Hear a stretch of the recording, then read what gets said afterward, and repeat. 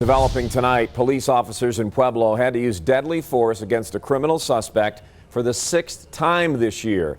The latest shooting occurred just after 10 o'clock last night when a home invasion suspect pointed a handgun at those officers.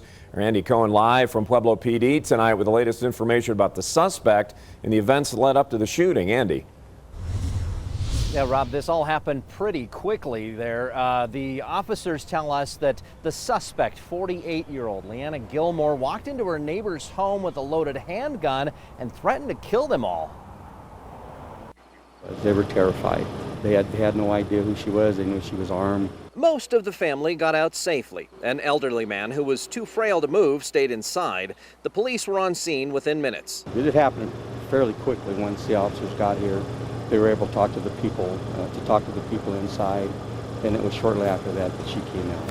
He said Gilmore pointed the gun at the officers. They gave her multiple commands to drop the weapon, but she refused. All 3 officers fired. She died at the scene.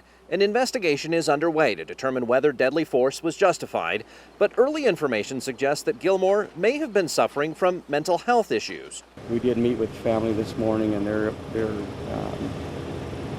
obviously with some mental health issues that were going on that played into this. So, in fact, she'd called the police earlier that evening, saying someone was going to beat up her son. But none of the claims that she was making were founded.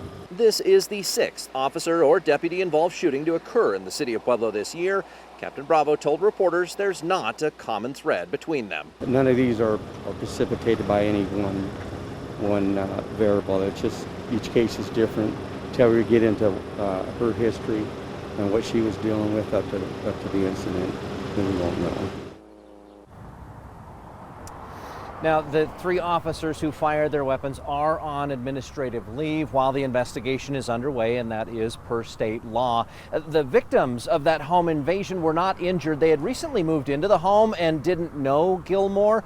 And we can also tell you that the team of licensed mental health clinicians who occasionally will accompany police officers on calls for service were not present at this shooting last night. Always watching out for you, Pueblo. Andy Cohen, News 5. Andy.